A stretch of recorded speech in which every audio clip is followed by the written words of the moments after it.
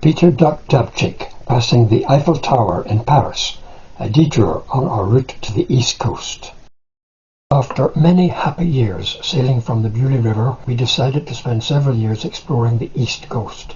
We moved Dabchick with a 2.5-month detour via France. Well, this is the start of our epic trip to France, May 2003.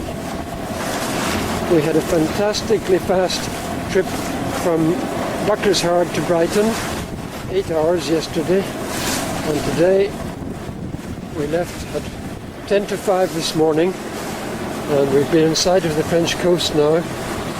This is Cap d'Antifer, and Fécamp is somewhere around the corner. We've been inside of that for about the last hour or 2 hours. And here are our modes of transport, on two, which we hope to use when we're tied up in the French canals. That is the headland of Le Havre, which takes about 3/4 of an hour to get into Le Havre now. But we're heading across the Seine and plan to go up the Seine to Honfleur this evening. So we'll see how it goes. After Honfleur, we motored through the French Inland Waterways via the Seine to Paris and on to Auxerre via the river Yonne. We returned to Paris and then took the river Marne and various canals to Calais to sail to Dabchick's new home berth Faversham in Kent. The lovely port of Honfleur, where we had the masts taken down to motor up the Seine, passing various cargo vessels until we got to Rouen, where we spent a couple of days, and then on up to Paris, passing Les Andelys and getting on our bikes to visit Giverny. Where I used to work, Paris Centre, Pont de Sèvres, French Statue de la Liberté, and there we are. We are arriving at Vrai Paris, and it is very, very satisfying. Our old wooden boat with the mast down, and we've just passed Boulogne-Billancourt. Et voilà the tour detail. Very beautiful, and the sun is out, and there's our bikes, and it's my daddy very happy. We're just approaching Ile de la Cité. There ahead of us is the Honfleur. All the way to Notre Dame de Paris. Right, there is Notre Dame disappearing as we go past it, and David at the helm. Leaving Notre Dame and Ile de la Cité astern, Dabchick turned to cross the Seine and enter the Arsenal Bastille Marina.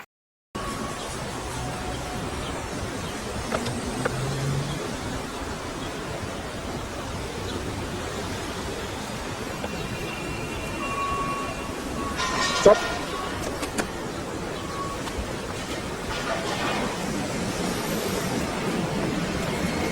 At the Bastille Arsenal Marina in the centre of Paris, we spent a week enjoying this lovely city and also took advantage of the mizzenmast being down to do some maintenance using local woodshops.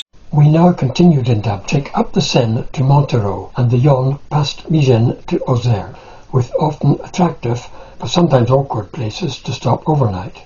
We learnt to use many locks of different types, sometimes challenging. This is at the first lock just past Sens.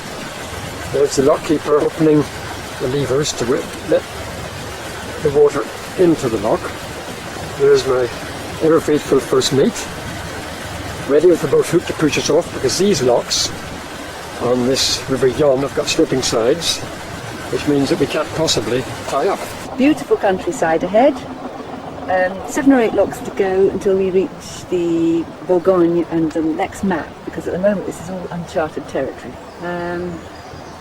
It's coming round, and there's David at the helm. Hello David, bonjour mon vieux. Bonjour.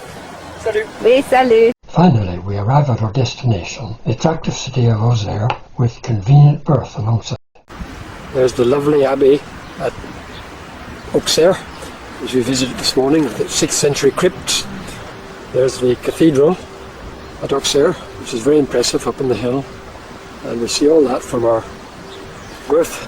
And as we pan around a bit further, we can admire the superb varnishing done by first mate, who's still hard at it, just about to put on some more varnish after a rough sand down. This way we hope to have an impeccable... Not far from Auxerre, we moored at Dabchick on the river Yonne at the pretty village green of Gurgy. Here we had a family gathering, quite a crowd at the corporate table. But soon it was time to leave Gurgy and motor down the Yonne towards the Seine and Paris and eventually the Marne. With lunch stops on board beside medieval buildings or close to large moored barges. Now warm summer weather with the boom tent proving very useful. Sloping sides. So it's much easier for Rosalind to hop off and then for me to hop off onto the pontoon.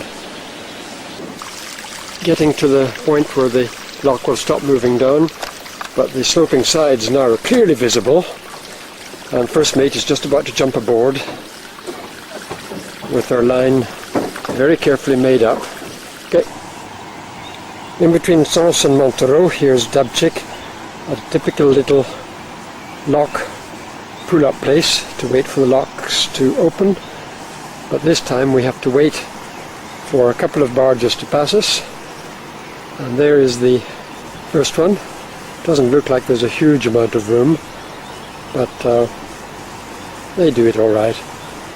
And there's another one following in, coming out of the lock. Lovely little lock, and very pleasant lock keeper who came up to give us all the information, told us how long we'd have to wait. So it makes the whole experience quite acceptable.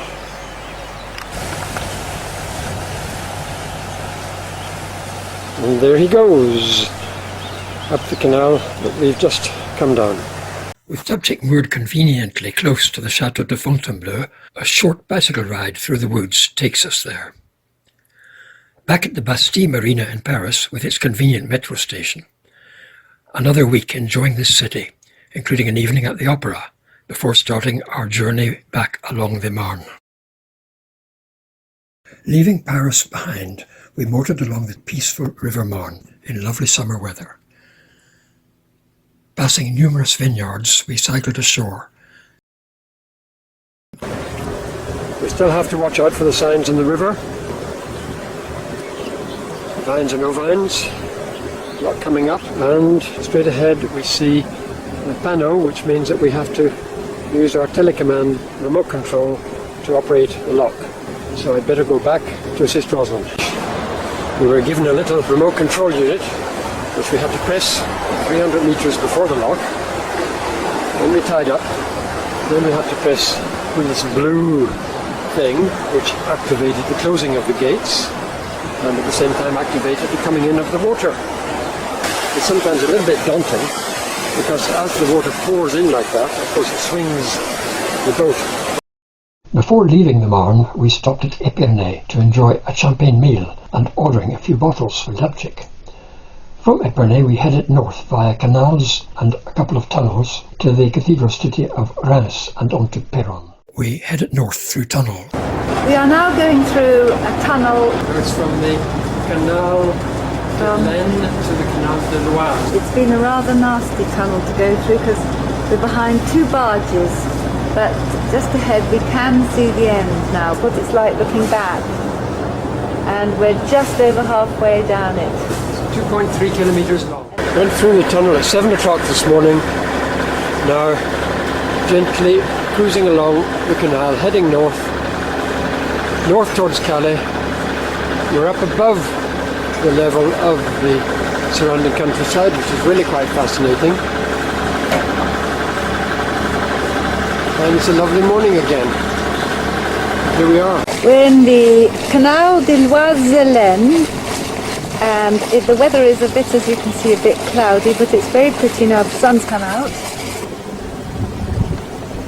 We are coming up to an aqueduct, and we will be going over this. This is it. Getting closer and closer.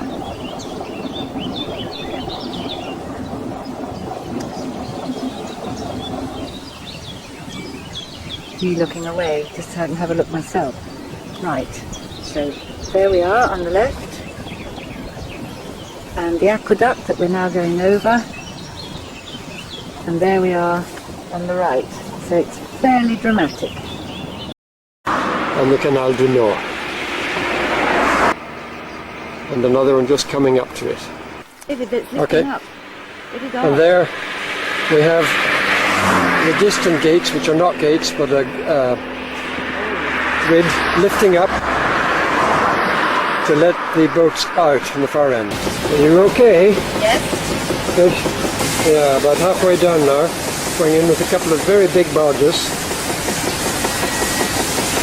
And it's got a very well designed recessed bollard. As you can see there, the bollard is going down with the water level, which makes it much easier for it. Just coming out of the most enormous lock. It's about 13 metres. It's fine actually, but I'm glad we knew what to do. We reached the Somme and Perron. We visited the Somme memorials and cemeteries of the First World War, a very sobering experience, before continuing to Calais. It's a little joining canal. We're off the big one, not with the big boys anymore, and this little canal is only 5 kilometres long for us on the way to Calais from Auxerre, and it's called the A-A-A. Coots on the canal to Calais. Or maybe they're not coots. I think they are. Lovely little chicklets.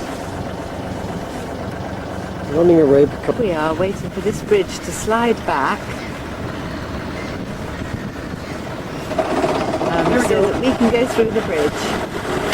After waiting for a day in the freshwater port near Calais Centre, we were finally, after more than 2 months, in salt water again. We moored at the marina for our masts to be craned up. Dabchick was again ready for sailing. 15th of July, Dabchick is now fully rigged. Calais to Ramsgate.